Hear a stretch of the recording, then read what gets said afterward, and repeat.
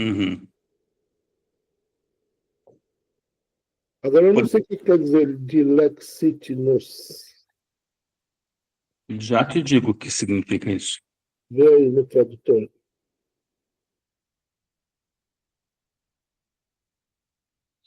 Ele nos amou. Ele nos amou. Ele nos amou. É isso aí. Ah, vai ser legal essa carta, eu acho. Falta um pouco falar sobre isso. Bom, olha, a leitura, né, da carta. Bom, aí você pode falar que é Marcelo e Roberto. Né? Fala o título, fala a leitura por Marcelo Velasco e Roberto Barbosa. Barbosa.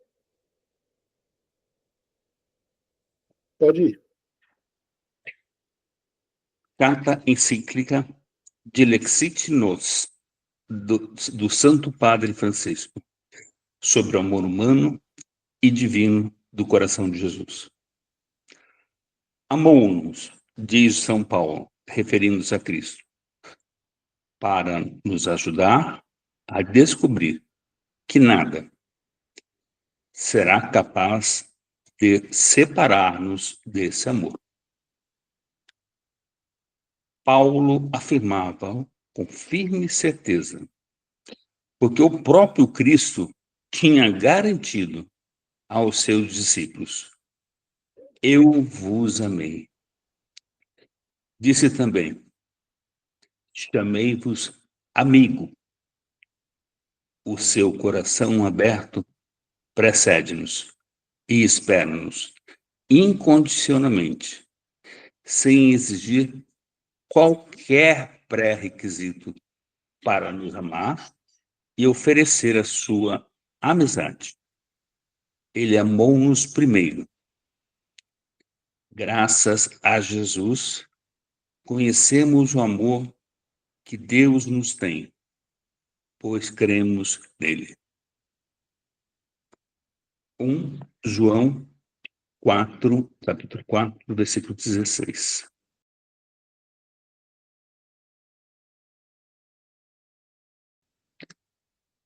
A importância do coração. Para exprimir o amor de Jesus, recorre-se frequentemente ao símbolo do coração. Há quem se interrogue se isto, atualmente, tenha um significado válido. Porém, é necessário recuperar a importância do coração. Quando nos assalta a tentação da superficialidade, de viver apressadamente, sem saber bem para quê, de nos tornarmos consumistas insaciáveis e escravos na engrenagem de um mercado que não se interessa pelo sentido da nossa existência. O que entendemos quando dizemos coração?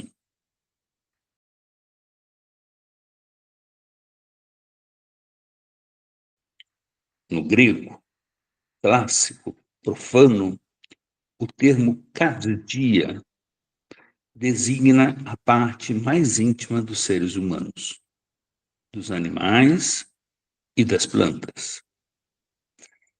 Em Homero, indica não só o centro corpóreo, mas também a alma e o centro espiritual do ser humano. Na Ilíada, o pensamento e o sentimento pertencem ao coração e estão muito próximos um do outro. O coração aparece como centro do desejo e o lugar onde são forjadas as decisões importantes de uma pessoa. Em Platão, o coração assume, de certa forma, uma função sintetizante.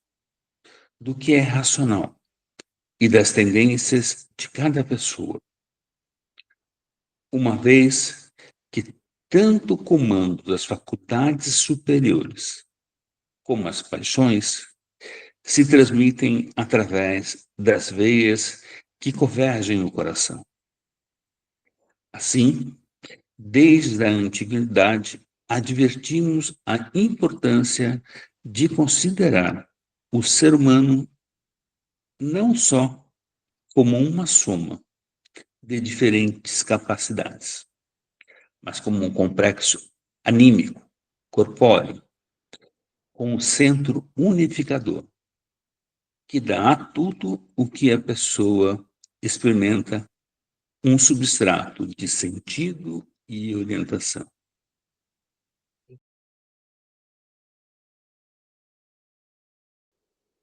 Quatro. A Bíblia diz que a palavra de Deus é viva, eficaz, que discerne os sentimentos e as intenções do coração. Hebreus 4, versículo 12. Desse modo, fala-nos de um núcleo, o coração, que se esconde por detrás de todas as aparências, e até mesmo de pensamentos superficiais que nos confundem. Os discípulos de Emaús, na sua misteriosa caminhada com Cristo ressuscitado, viviam um momento de angústia, confusão, desespero e desilusão. Mas, para além disso, e apesar de tudo, acontecia algo no seu íntimo. Não nos ardia o coração quando ele nos falava pelo caminho? Lucas 24, versículo 32. Para quem não tem esse texto na cabeça aí, é falado lá, né, no Emaús, no momento da ressurreição, quando aqueles dois monstros encontram Jesus, depois que Jesus está ressuscitado. Número 5, fala você.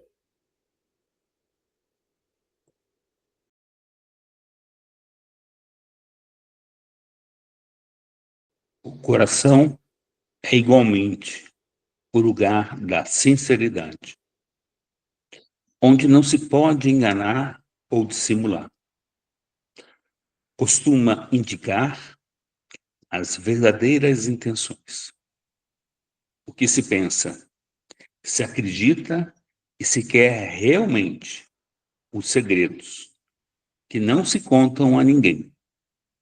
Em suma, a verdade nua e crua de cada um. O que não é aparência ou mentira, mas autêntico, real, inteiramente pessoal.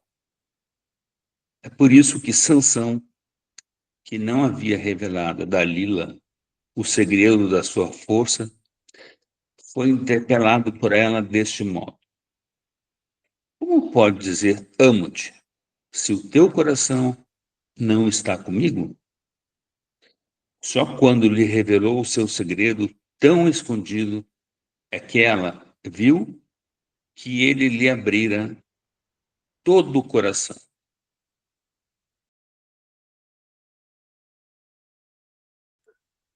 Seis.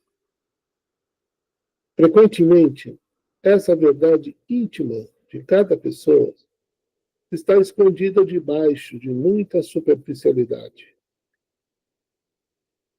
o que torna difícil o autoconhecimento e ainda mais difícil conhecer o outro. Nada mais enganador que o coração. Tantas vezes perverso, quem o pode conhecer? Compreendemos assim porque é que o livro dos Provérbios nos exorta: vela com todo cuidado sobre o teu coração, porque dele jorram as fontes da vida. Preserva-te da linguagem enganosa, afasta de ti as maledicências. Provérbios 4, 23, 24. A mera aparência, a dissimulação, o engano danificam e pervertem o coração. Para além das muitas tentativas de mostrar ou exprimir o que não somos, é no coração que se decide tudo. Ali não conta o que mostramos exteriormente ou o que ocultamos.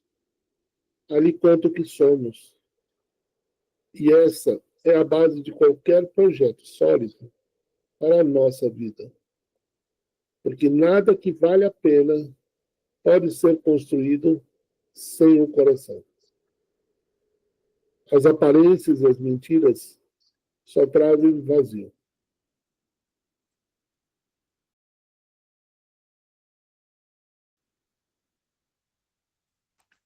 Como metáfora, quero recordar algo que já contei em outra ocasião. Recordo que no carnaval, quando éramos crianças, a avó nos preparava doces. E a que ela fazia era uma massa muito fina. Depois, colocava no azeite e aquela massa crescia. E quando nós a comíamos, estava vazia. Aqueles doces, em dialeto, chamavam-se mentirinhas.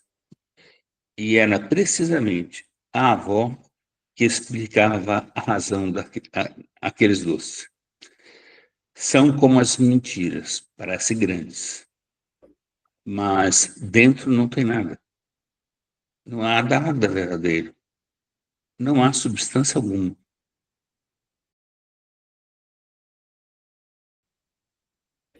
Número 8. Em vez de procurar uma satisfação superficial e de representar um papel diante dos outros, é melhor deixar que surjam perguntas decisivas. Quem realmente sou? O que procuro? Que sentido quero dar à minha vida, às minhas escolhas e ações? Por que razão e para que fim estou nesse mundo? Como vou querer avaliar a minha existência quando ela terminar? Que sentido quero dar a tudo que vivo? Quem quero ser perante os outros? Quem sou diante de Deus? Essas perguntas conduzem-me ao meu coração. Regressar ao coração. Nesse mundo líquido, é necessário voltar a falar do coração. Indicar onde cada pessoa, de qualquer classe e condição, faz a própria síntese.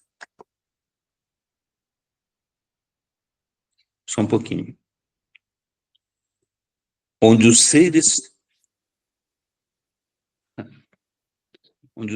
concretos encontram a fonte e a raiz de todas as suas outras potências, convicções, paixões e escolhas. Movemos-nos, porém, em sociedade de consumidores, em série, preocupados só com agora e dominados pelos ritmos e ruídos da tecnologia. Sem muita paciência para os processos que a interioridade exige. Na sociedade atual, o ser humano corre o perigo de se desorientar no centro de si mesmo. O homem contemporâneo encontra-se, com frequência, transtornado, dividido, quase privado de um princípio interior que crie a unidade e a harmonia no seu ser e no seu agir. Modelos de comportamento, infelizmente, bastante difundidos. Exaltam a sua dimensão racional tecnológica, ou, ao contrário, a instintiva. Falta o coração.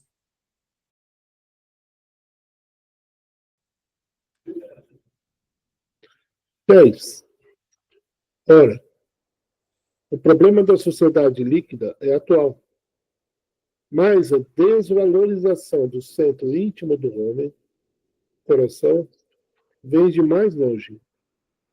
Encontramos-la já no racionalismo grego pré-cristão, no idealismo pós-cristão ou no materialismo nas suas diversas formas.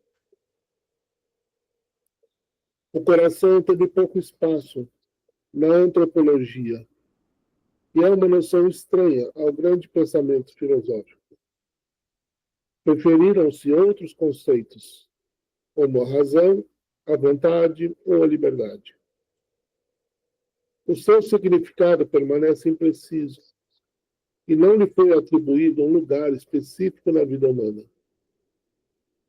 Talvez porque não fosse fácil colocá-lo entre as ideias claras e distintas, ou porque o conhecimento de si mesmo supõe dificuldade. Parece que a realidade mais íntima é também a mais afastada do nosso conhecimento. Talvez porque o encontro com o outro não se consolida como caminho para nos encontrarmos a nós próprios. Já que o pensamento conduz, uma vez mais, ao individualismo doentio, muitos, para construir os seus sistemas de pensamento, sentiram-se seguros no âmbito mais controlável da inteligência e da vontade. E ao não se encontrar um lugar para o coração, como algo distinto das faculdades e das paixões humanas, consideradas separadamente, também não se desenvolveu suficientemente a ideia de um contato pessoal, em que a única realidade que pode unificar tudo é, em última análise, o amor.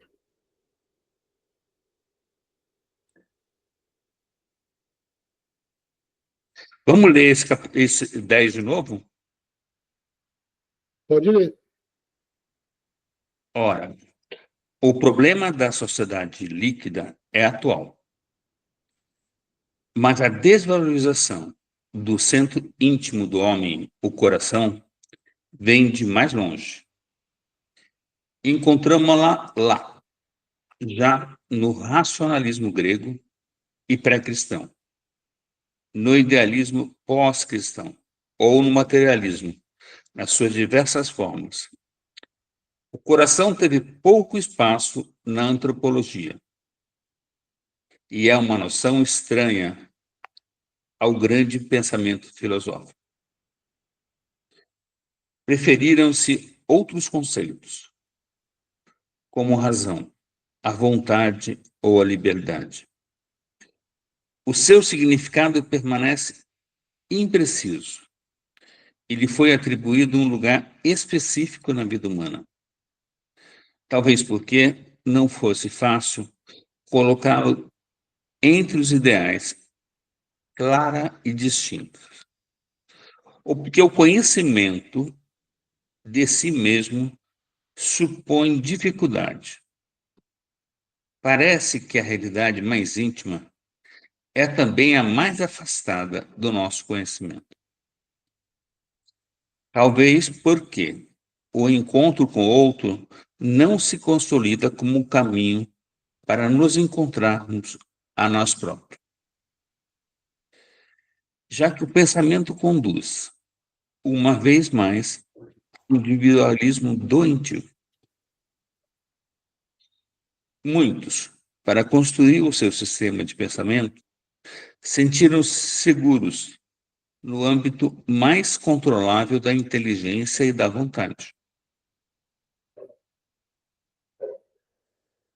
E, ao não se encontrar um lugar para o coração, como algo distinto das faculdades e das paixões humanas, consideradas separadamente, também não se desenvolveu suficientemente a ideia de um centro pessoal, em que a única realidade que pode unificar-se tudo é, em última análise, o amor.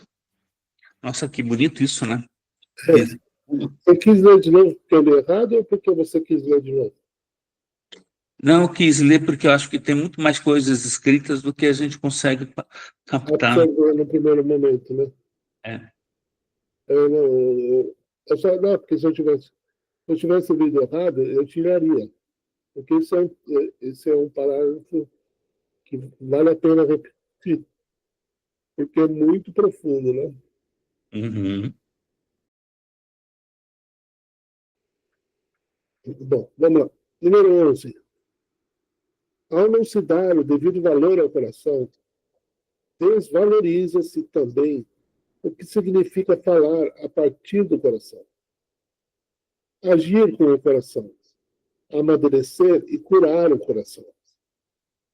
Quando não se consideram as especificidades do coração, perdemos as respostas que a inteligência por si só não pode dar. Perdemos o encontro com os outros. Perdemos a poesia. E perdemos a história e as nossas histórias.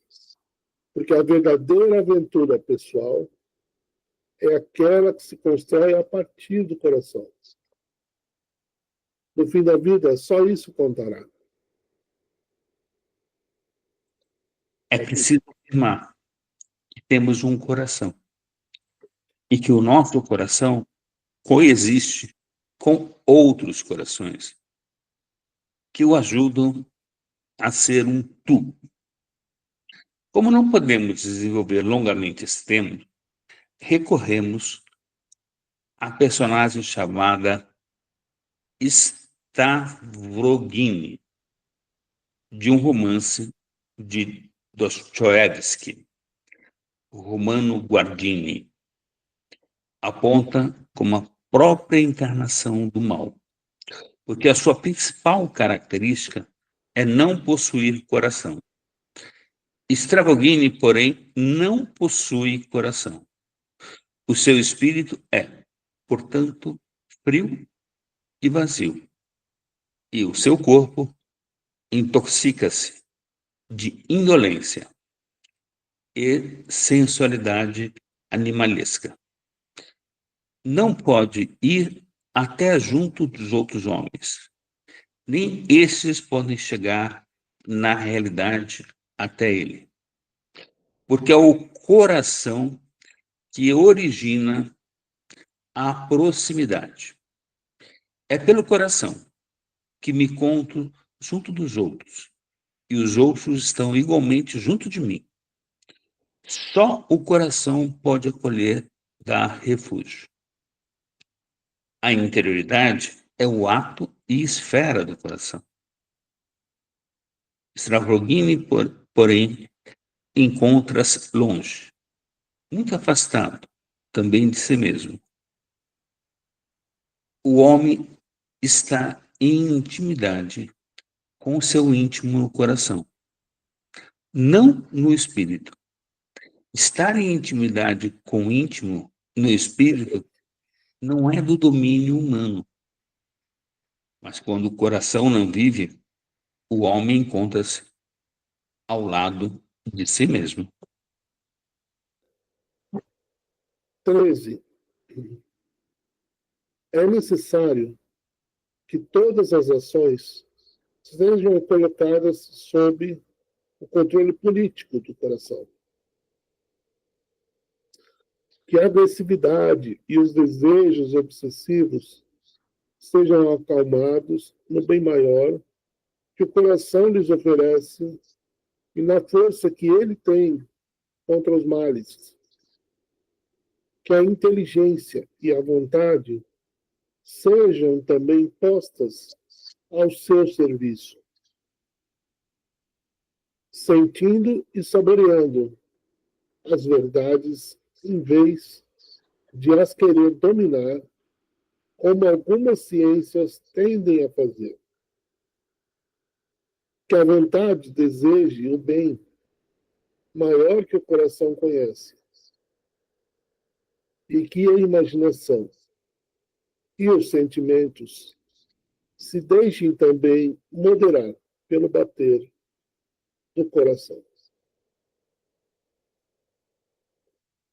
Em última análise, poder-se-ia dizer que eu sou o meu coração, porque é ele que me distingue, que me molda na minha identidade espiritual e que me põe em comunhão com as outras pessoas. O algoritmo que atua no mundo digital mostra que os nossos pensamentos e as decisões da nossa vontade são muito mais standard, entre aspas, do que pensávamos. São facilmente previsíveis e manipuláveis. Não é o caso do coração. Número 15.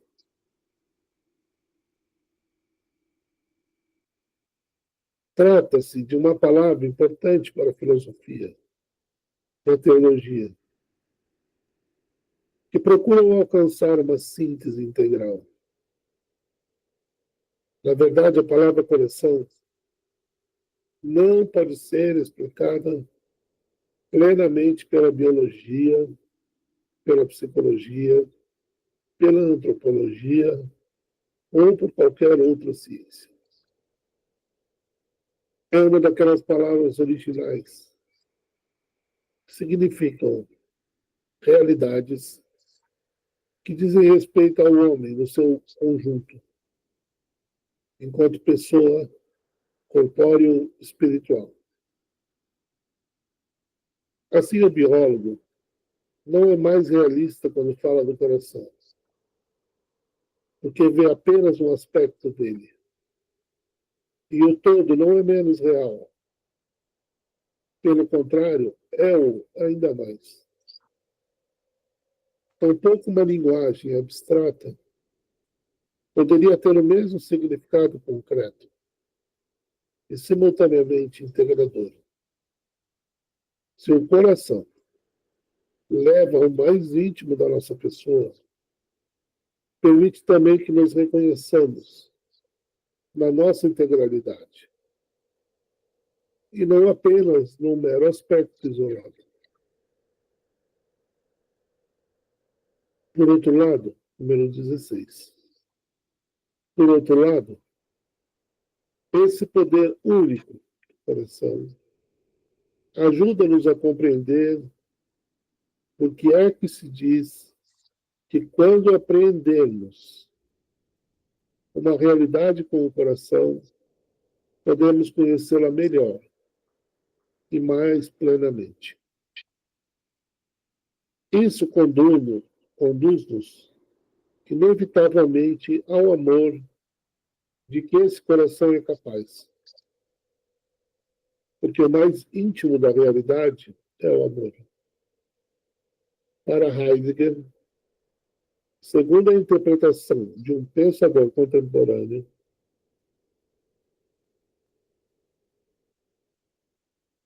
a filosofia não começa com um conceito puro ou uma certeza, mas com uma comoção. O pensamento deve ser comovido antes de trabalhar com conceitos.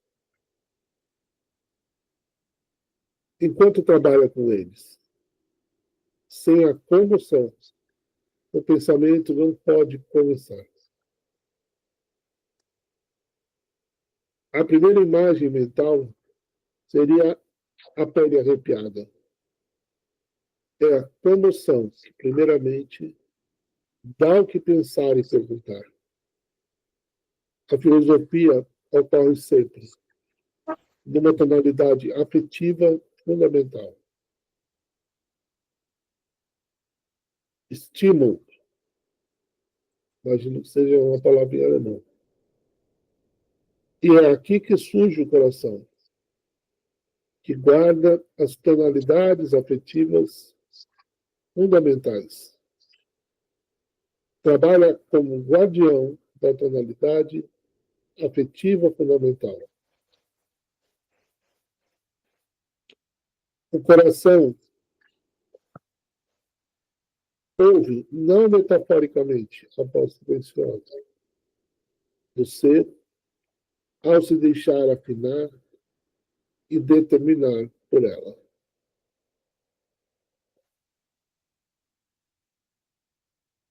O coração que une os fragmentos.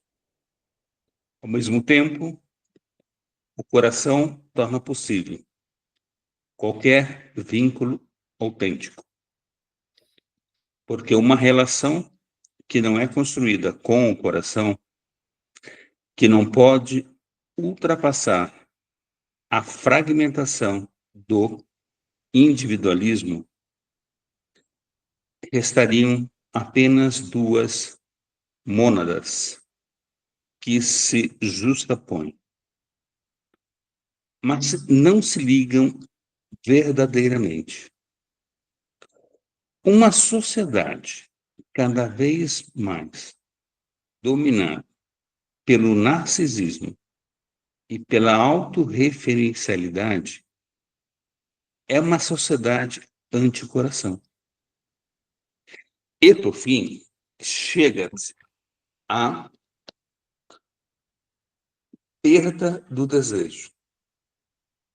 Porque o outro desaparece do horizonte e nos fechamos no nosso egoísmo, sem capacidade de relações saudáveis. Como resultado, tornamos-nos incapazes de acolher Deus. Como diria Heidegger, para receber o divino, é preciso construir uma casa de hóspede. 18. Vemos assim como no coração de cada pessoa se produz essa ligação paradoxal entre a valorização do próprio ser e a abertura aos outros. Entre o encontro muito pessoal consigo mesmo e o dom de si nos outros. Só nos tornamos nós próprios quando adquirimos a capacidade de reconhecer o outro, e só encontra o outro quem é capaz de reconhecer e aceitar a própria identidade. O coração é também capaz de unificar e harmonizar a própria história pessoal, que parece fragmentada em 1000 pedaços, mas na qual tudo pode adquirir sentido. É isso que o Evangelho exprime no olhar de Maria, que olhava com o coração. Ela foi capaz de dialogar com as experiências que conservava, meditando-as no seu coração, dando-lhe tempo, simbolizando e guardando no seu interior para se recordar. No Evangelho, a melhor expressão do que pensa o coração é oferecida por duas passagens de São Lucas, que nos dizem que Maria guardava, sine terem, todas estas coisas, ponderando-as, simbalou-a no seu coração. Lucas 2, 19, 51. O verbo simbalém, do qual provém a palavra símbolo, significa ponderar. Duas coisas na mente: examinar-se, refletir, dialogar consigo mesmo. Em Lucas 2:51, Jetere conservava com cuidado. E o que ela guardava não era apenas a cena que via, mas também o que ainda não compreendia, conservando-a presente e vivo, na esperança de unir tudo no seu coração. É incrível, né? Uhum. A Nossa. experiência de Maria é incrível. Ai, Número 20. Na era da inteligência artificial, não podemos esquecer que a poesia e o amor são necessários para salvar o humano. O que nenhum algoritmo conseguirá abarcar é, por exemplo, aquele momento de infância que se recorda com ternura e que continua a acontecer em todos os cantos do planeta, mesmo com o passar dos anos. Pense na utilização do garfo para selar as bordas daquelas empadas caseiras que preparávamos com as nossas mães e avós. É aquele momento de aprendizagem culinária, a meio caminho entre a brincadeira e a idade adulta, em que assumimos a responsabilidade do trabalho para ajudar o outro. Tal como o exemplo do garfo, poderia citar milhares de pequenos pormenores que sustentam a biografia de cada um. Sorrir com uma piada, fazer um desenho em contraluz numa janela, jogar o primeiro jogo de futebol com uma bola de trapos, cuidar de lagartas numa caixa de sapatos, secar uma flor entre as páginas de um livro, cuidar de um pássaro que caiu do ninho, formular um desejo ao despetalar uma margarida. Todos esses pequenos pormenores, o ordinário, extraordinário, nunca poderão estar entre os algoritmos. Porque o garfo, as piadas, a janela, a bola, a caixa de sapatos, o livro, o pássaro, a flor, são sustentados pela ternura, preservadas nas memórias do coração. Incrível.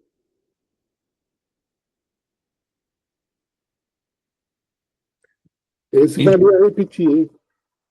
oi? Esse valeria repetir. Na era da inteligência artificial, não podemos esquecer que a poesia e o amor são necessários para salvar o homem, o ser humano. O que nenhum algoritmo conseguirá abarcar é, por exemplo, aquele momento de infância que se recorda com ternura e que continua a acontecer em todos os cantos do planeta, mesmo com o passar dos anos. Penso na utilização do garfo para selar as bordas daquelas empadas caseiras que preparávamos com as nossas mães ou avós.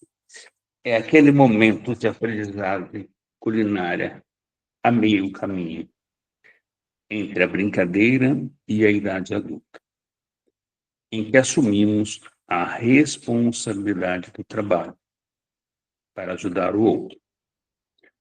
Tal como o exemplo do garfo, poderia citar milhares de pequenos pormenores que sustentam a biografia de cada um.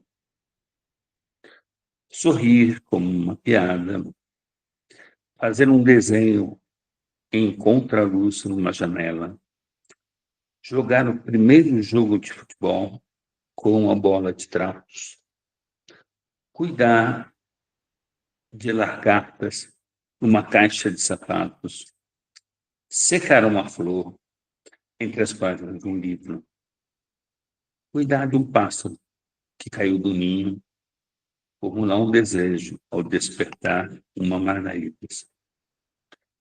Todos esses pequenos pormenores, o ordinário e extraordinário, nunca poderão estar entre os algoritmos. Porque os gastos, as piadas, a janela, a bola, caixa de sapato, o livro, o pássaro, a flor, são sustentados pela ternura preservada nas memórias do coração.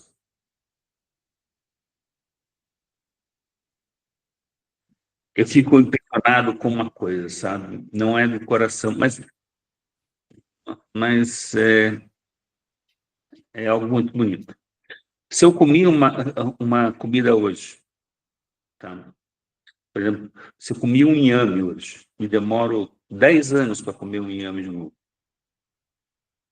Quando me oferecerem um inhame, eu vou estar com uma expectativa.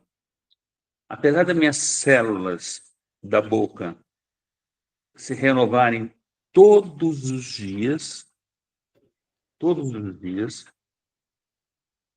a memória celular está presente. Ela guarda para si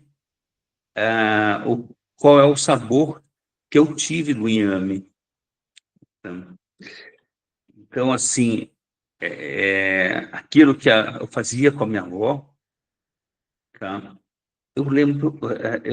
Me recordo uma memória. O campo da memória afetiva é muito bonita.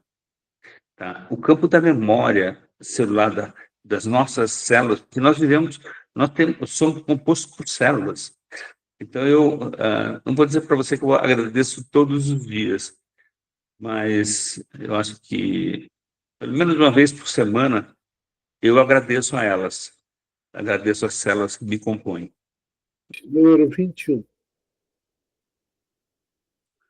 Esse núcleo de cada ser humano, o seu centro mais íntimo, não é o núcleo da alma, mas da pessoa inteira, da sua identidade única, que é alma e corpo. Tudo está unificado no coração, que pode ser a sede do amor, com todas as suas componentes espirituais, psíquicas e também físicas. Em última análise, se aí reina o amor, a pessoa realiza sua identidade de forma plena e luminosa. Porque cada ser humano é criado, sobretudo para o amor. É feito nas suas fibras mais profundas, para amar e ser amado.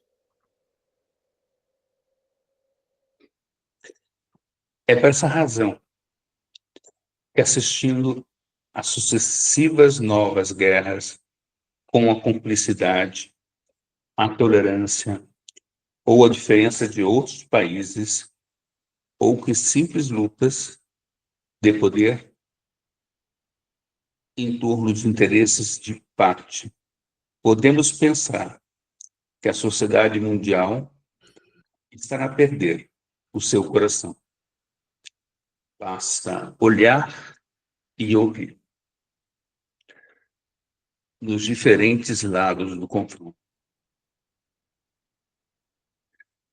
As idosas que são prisioneiras desses conflitos devastadores. É desolador vê-las chorar os netos assassinados, ou escutá-las desejar a própria morte de terem perdido a casa onde sempre viveram. Elas, que muitas vezes foram modelos de forças e resiliência ao longo de vidas difíceis e sacrificadas, chegam à última fase de sua existência e não recebem uma merecida paz, mas sim angústias, medo e indignação. Descarregar a culpa nos outros não resolve esse drama vergonhoso. Ver as avós a chorar, sem que isso se torne intolerável, é sinal de um mundo sem coração. 23. Quando alguém reflete, procura ou medita sobre o próprio ser e a sua identidade, ou analisa questões mais elevadas, quando pensa no sentido da própria vida e até mesmo procura Deus, e ainda quando sente o gosto de ter vislumbrado algo da verdade, todas essas reflexões exigem que se encontre o seu ponto culminante no amor. Amando, a pessoa sente que sabe por quê e para que vive. Assim, tudo converge para um estado de conexão e de harmonia. Por isso, diante do próprio mistério pessoal, a pergunta mais decisiva que se possa fazer seja essa: tem o coração?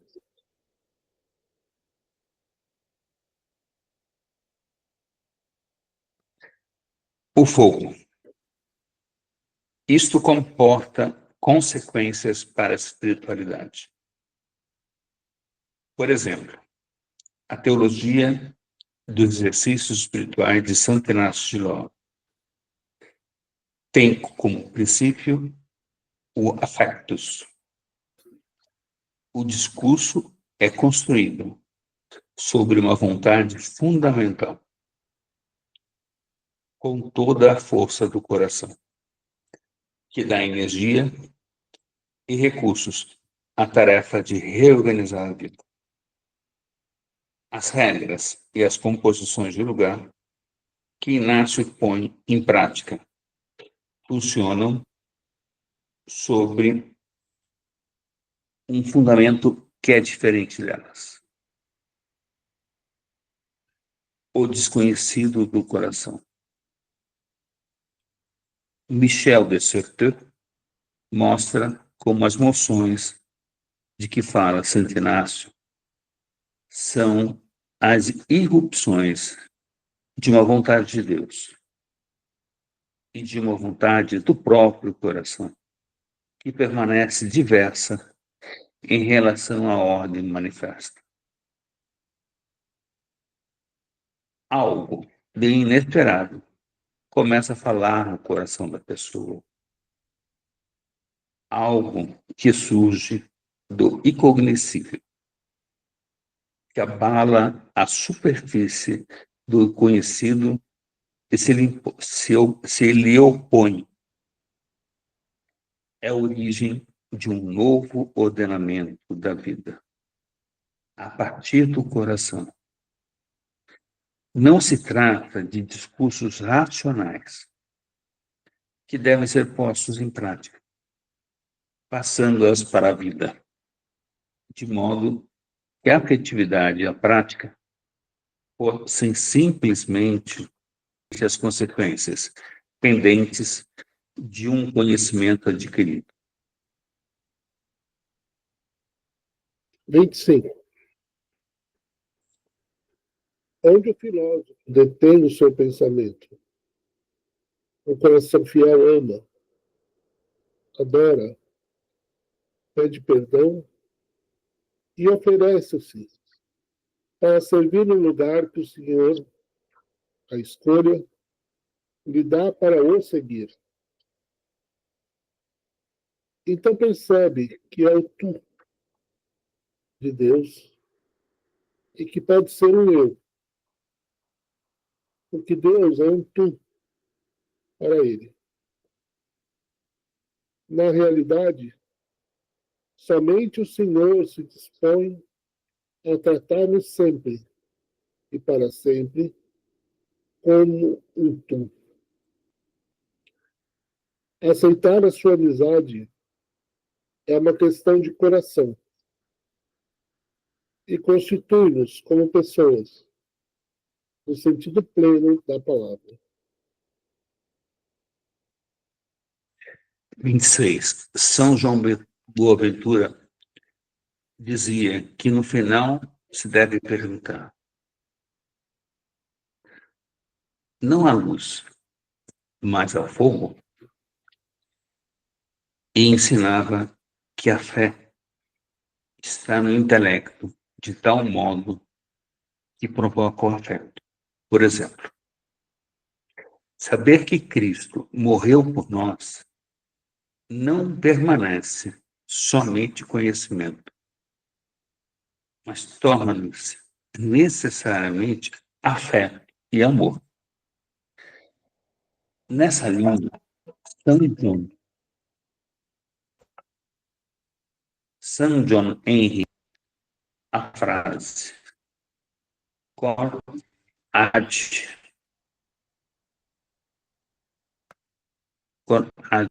cor lucro. Por quê? Além de toda a dialética, o Senhor salva-nos falando ao nosso coração, a partir de seu sagrado coração. Seguindo ele, grande pensador, está na mesma lógica, essa mesma lógica fazia com que o lugar do encontro mais profundo consigo mesmo e com o Senhor não fosse a leitura, mas não fosse a leitura ou a reflexão, mas o diálogo orante, de coração a coração, com Cristo vivo e presente.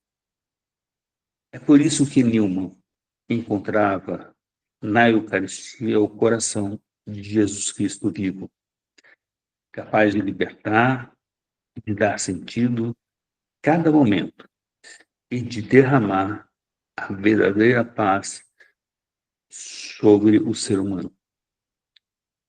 Ó coração santíssimo e amoríssimo de Jesus, estás escondido na Sagrada Eucaristia e continuas a bater por nós.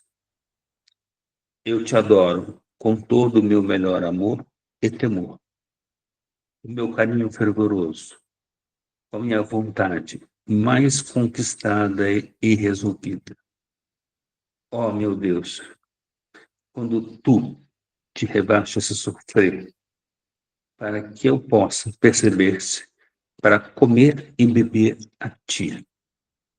E tu, por um tempo, fazes a tua morada dentro de mim. Ó, faça meu coração bater com o teu coração.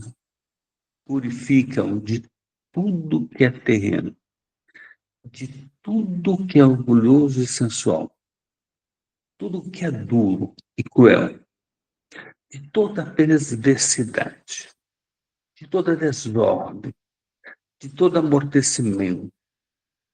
Então, encha que nem acontecimentos do dia, nem as circunstâncias do tempo possam ter o poder de perturbá-lo. Mas, em teu amor e temor, possa ter paz. Repetindo, né? Vale a pena, né? Oi? Esse eu acho que vale a pena repetir. Repete lá. 26. São Boaventura dizia aqui no final, se deve perguntar não à luz, mas ao fogo. E ensinava que a fé está no intelecto, de tal modo que provoca o afeto. Por exemplo, saber que Cristo morreu por nós não permanece somente conhecimento, mas torna-se necessariamente afeto, amor. Nessa linha dialética, o Senhor salva-nos falando ao nosso coração a partir de seu sagrado coração. Seguindo ele, grande pensador, essa mesma lógica fazia com que o lugar do encontro mais profundo consigo mesmo e com o Senhor não fosse a leitura ou a reflexão, mas o diálogo orante. De coração a coração, com Cristo vivo e presente. É por isso que Newman encontrava na Eucaristia o coração de Jesus Cristo vivo, capaz de libertar e dar sentido a cada momento e de derramar a verdadeira paz sobre o ser humano. Ó coração sacratíssimo, amorosíssimo de Jesus, estás escondido na Sagrada Eucaristia e continuas a bater por nós. Eu te adoro, então, com todo o meu melhor amor e temor, com meu carinho fervoroso, com minha vontade mais conquistada e resolvida. Ó meu Deus, quando tu te rebaixas a sofrer, para que eu possa receber-te, para comer e beber a ti, e tu por um tempo fazes a tua morada dentro de mim. Ó, faça meu coração bater com o teu coração. Purifica-o de tudo que é terreno, de tudo que é orgulhoso e sensual, tudo que é duro e cruel, de toda a perversidade, de toda a desordem, de todo amortecimento. Então encha-o de ti, que nem os acontecimentos do dia, nem as circunstâncias do tempo possam ter o poder de perturbá-lo, mas que em teu amor o temor possa ter paz.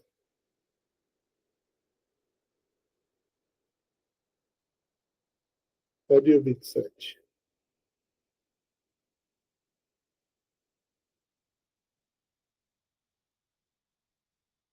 Você lê?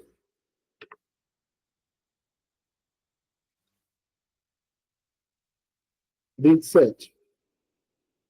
Perante o coração de Jesus vivo e atual, o nosso intelecto, iluminado pelo Espírito, compreende as palavras de Jesus, assim a nossa vontade põe-se em ação para as praticar. Mas isso poderia permanecer como uma forma de moralismo autossuficiente.